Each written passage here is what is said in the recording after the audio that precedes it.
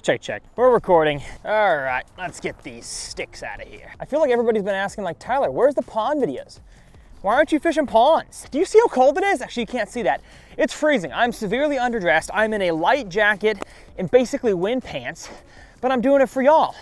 And this video is about tackle. Fishing tackle. Fishing tackle? Fishing tackle. Fishing tackle suppliers. And over the years, I would consider myself a pretty organized fisherman, whether it's the bass boat, the kayak, or the bank. But especially the last year or two, I've kind of let my organization slip. And I'm telling you guys, when you fish in the bass boat, in the kayak, on the bank, and you're trying to stay organized and you don't have a good system for it, you end up losing lures, you end up thinking you have a certain technique ready to go, you get to the pond and you left it at home. And so I am done with that for 2024. So for 2024, I have found a tackle bag and a tackle box company that I'm super excited to partner with, and that is Evolution Outdoors. I'm gonna go through in this video my entire pond setup for 2024, all the tackle that I'm bringing with me on every single pond excursion across the country, both in the 100 Pond series and outside the series, and all the rods and reels that I've decided to use for this year. My name's Tyler, and let's talk about it. Another giant. Look at that, y'all. I can't believe what I just caught. Yes!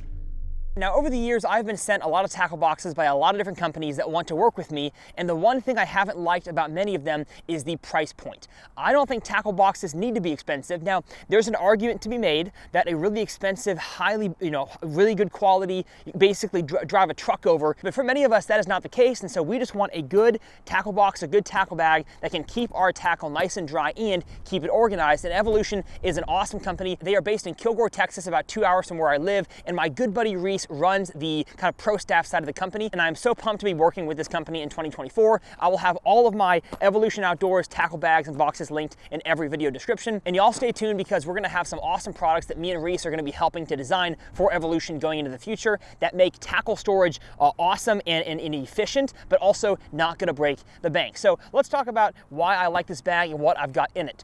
I like this bag because it is reinforced on the bottom, it is relatively water resistant, and then the back is comfortable on my back. But the biggest thing, and the reason why I love this bag, it's the 3700 largemouth bag, I believe, is that it actually makes sense for my needs. So here on the bottom, I'm gonna unzip these two sides right here, and finally, I have found a tackle box or tackle bag that is not too large. Some of them are set up like this, they're situated in this way, but they're ginormous. You can hold like 5-6 tackle boxes, but this one is just the right size, and I can finally hold tackle boxes horizontally. And what this allows me to do is keep anything that I want, like swim baits or soft plastics that aren't a hard body, that if turned vertically could actually warp, especially in the hot summer conditions. I can keep those now horizontally, and it allows me to get the boxes out a whole lot easier since they're on the bottom of the bag and not stuffed into the top. So I'm gonna kind of go over my general boxes, and again, this is, like, in my opinion, the perfect amount of tackle that I would ever need. I'm gonna rotate some of this in and out throughout the year depending on where I fish and whatever the bass fishing season is, but for the most part, it's gonna be these 3 main boxes, a terminal box, and some soft plastics on the top with a few little goodies here and there on the side. So my first box here, hopefully y'all can see this, is my topwater and swim baits box. Now, as you can tell, I'm freezing cold, the wind is blowing, it is not topwater season. So I technically could take some of these out, and you know what? I probably will until about March. I'll replace some of these topwaters with a few more swim baits. Now that I'm filming this, I'm realizing how dumb it was to put topwaters. I'm gonna put more swim baits and more crankbaits in this box. But when I have topwaters in here, I'm gonna have poppers and frogs on the top, walking baits, and the Mock Patroller, including the upgraded size here in the middle. And then I have my Mag Drafts and my Mock swim baits here on the bottom. So it's just a good smaller size tackle box. Again, I don't need to carry that much tackle, and 3 of these plus a terminal box, I believe I could even fit 5 if I wanted to, but I'm probably not going to because, again, I don't need that much tackle. I'm fishing a pond and my truck's parked over there. So that is box number 1. Box number 2 is going to be probably the most used box in all of my pond fishing excursions, and that's going to be my crankbait box. I love the Hybrid Hunter, I love the Red Eye Shad, I love any kind of shallow diving crankbait, especially in ponds, and so that's what this box is full of. My top line here is all Hybrid Hunters, then I have Red Eye Shads, and then I have 1.5 square bills. I don't really throw the 1.5 square bill nearly as much as I probably should. If I had more rocks in the ponds that I fish, I probably would, but the Hybrid Hunter for me takes the cake most of the time. Down here on the bottom, I have one River to Sea S-Waver. It's a small glide bait that I use for ponds, and really, I just throw this around when it's like pre-spawn spawn to see where the big fish are staging. Oftentimes, won't even get a bite on this bait. I will just use it to tell me where the fish are gonna be at, and especially if they're on beds and the water's dirtier, a glide bait can pull them off the bed and show you where to cast your Texas rig. And then I've got a few suspending jerk baits down there on the bottom. So again, not a whole lot to go through because these boxes don't have a whole lot of room, and that's kind of the point. My third box is going to be the one that actually, it might be about evenly split in terms of usage with the crankbait box, and that is my jig and vibrating jig Thunder Cricket box. So I've got my tungsten Thunder Crickets of kind of green pumpkin, natural variety colors, and then the blacks and the reds up here on this side. Then I've got swim jigs here in the middle, the Outcast Pro swim jig, and then I have juice jigs here and the Cage Fighter with some finesse jigs. And I've got room in all these boxes for a few more things, but for the most part, y'all know I keep it simple here in pond fishing. And I just love how easily these things slide in there. Again, as a reinforced bottom, so I could lay it on the side like this or vertically up and down. These boxes are staying nice and secure. And then up top here, I have just a little terminal tackle box. I'm probably gonna replace this one with one of the red, or maybe actually blue to match this box, Evolution Outdoors tackle boxes. But for right now, this just has GoldenEye swim bait heads. It's got some 8-aught Beast hooks for swim baits. I've got Texas rig hooks. I've got VMC Redline, all kinds of stuff in here that I need for terminal. And that's about it for this hatch. And again, that's why I like it, because I'm not stacking these things vertically, I'm stacking them horizontally, and they fit perfectly in here. They are easy to grab and protected from the elements. Now, here on the sides, I've got just some various things that I use relatively frequently that I can pull out. My lips are so cold right now. And the first side hatch here is going to be my scale, because if you're not weighing your fish and you're saying that they're 4.5 pounds, 7 pounds, 10 pounds, nobody's trusting you. Weigh your fish. In this corner pocket here up top, I've got, I think, 3 pairs of scissors and a pair of split ring pliers in case I change treble hooks. But for the most part, I'm not changing treble hooks on the water here at the pond. I usually do that at home or at the truck before I hit the water, but I have all the tools that I need in that pocket right here. Down here on the bottom, I've got kind of some lesser used soft plastics, and you know what? Why are these in here? I've got soft plastic frogs in this corner, and you know what? When it is soft plastic frog season, buzz frog season, I've got the Super Toad and I've got the Rage Toad. Those are gonna be in this corner pocket, but as I was designing my bag this morning, I made some mistakes. These should not be in here. This should be even more swim baits and wintertime necessities. And then up in this pocket, I have my leader line for the spinning rod setup that we're gonna talk about here in a second. It is Seaguar Gold Label. Again, it is just my leader material. All of these bags that I'm seeing online, and this one as well has it, they have a little line thing that you can put your fishing line through to easily spool it.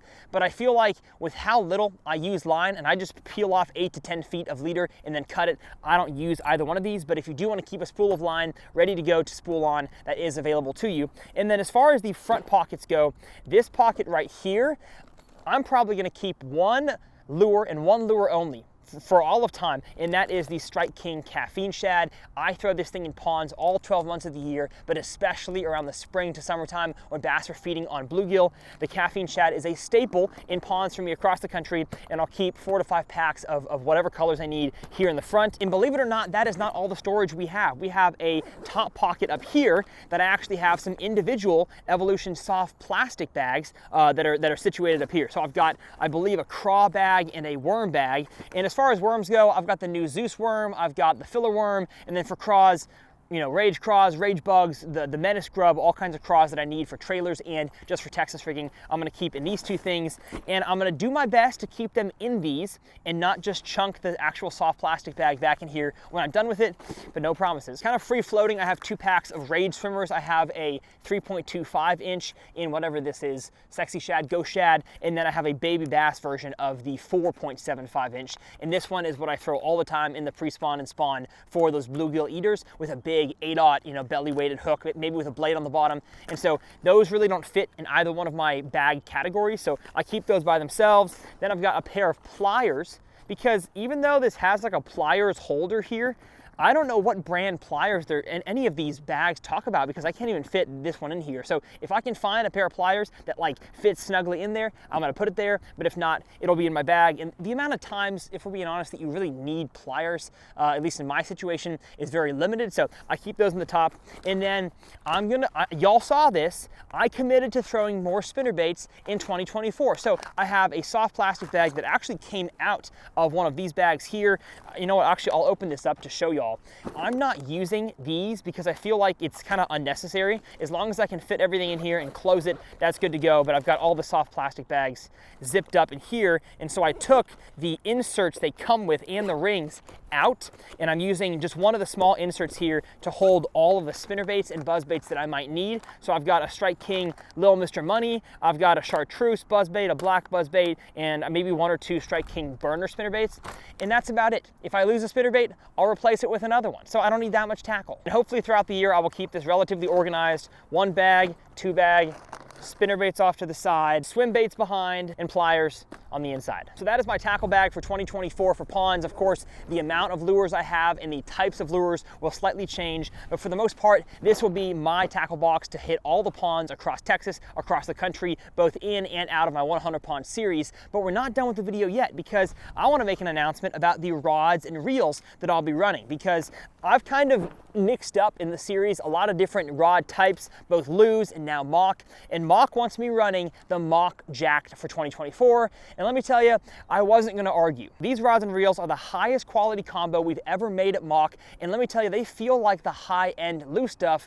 And kind of a sneaky little behind-the-scenes tidbit, it's because they are. This rod blank on the Mach Jacked, super sensitive, it's the exact same rod blank as one of the super high-end rods the Lew's pros are throwing on the professional tour. And for the most part in 2024, I'm gonna be rocking with 4 different Mach Jack combos, the first of which being a 7-2 medium spinning rod. Now, if it is really, really cold, wintertime, I'm gonna go with a medium light spinning combo because I throw a drop shot almost exclusively in those conditions. But for the most part, elsewhere, small swim baits, wacky rigs, shaky heads, a 7-2 medium power rod is my favorite for all those techniques, and Mach Jacked makes a fantastic one. I'm gonna have 15-pound Seaguar, either Tactics or Smackdown braid to a 12-pound gold label leader, like I mentioned, and I'm gonna bring that with me probably 50% of the time. If I'm going somewhere and I know that I'm gonna be just chunking around reaction baits and top waters and it's spawn time, I'll probably leave the jacked spinning combo in the truck, but I still wanna have it with me all year long because it helps me catch fish. Finesse tactics are necessary to catch bass in 2024.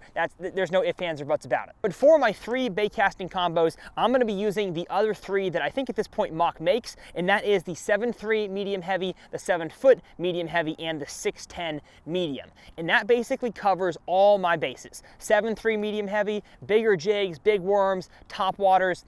It is just good enough to throw a frog for me. If I know of a really good frog bite going on, or I'm chunking around the big walking bait that John makes for me in ponds, I'm probably gonna throw a different rod, maybe a 7-4 heavy or a 7-6 heavy. But for the most part, 7-3 medium heavy is going to be my kind of bigger bait rod, and it's not even rigged up right now with any line because it's cold and I'm not using it. And the 2 combos that I'm gonna be using a ton are going to be the 7-foot medium heavy. That's just an all-around good reaction bait, so vibrating jigs, spinner baits, Texas rigs, lighter jigs, anything that is not small or finesse, I can use a 7-foot medium heavy, and I've got 15-pound Seaguar Basics fluorocarbon. In my opinion, the best fluorocarbon line out there for the price. I think a spool is $10, and I got to test this stuff early. I thought they sent me like a new high-quality fluorocarbon, and they were like, "What'd you think about it?" And I said, "It's fantastic." It held up fantastic while skipping docks, and they said, "That's surprising because it's $10. So let me tell you guys, the Basics is awesome, and it's gonna be on all my Mach Jacks throughout the year. And then my last rod combo that I use a ton in the winter for suspending jerkbaits, smaller, BFS style crankbaits, the 1.0 square bill, that kind of stuff, is going to be the 610 medium power rod. And that is, again, for all crankbaits, reaction baits that I don't need a big, strong, beefy hook set for. I can even throw wacky rigs or weightless soft plastics. You know what? It's probably going to be my soft plastic fluke rod, the Caffeine Shad. And so with those 4 combos, and again, I'm not gonna bring all 4 at every pond excursion, but they're always gonna be in my truck, ready to go. Are you gonna see the Mach 1 and the Mach Crush and the Mach 2, of course you are. But for the most part, the Mach Jacked is what I'm gonna be using, and I'm jacked about it. If you wanna check out the Evolution series of tackle bags and tackle boxes, I will leave them down in the video description. Big thanks to them for helping sponsor this channel. And if this video got you in the pond fishing mood, I will leave a wintertime 100 Ponds episode up here in the corner. Go watch that video. My name's Tyler, and we'll see you guys next time right here on TRF and 100 Ponds. My legs are asleep. I'm not joking, you guys. I'm not sure if my legs have ever been more asleep. I can hardly feel the ground. Holy cow.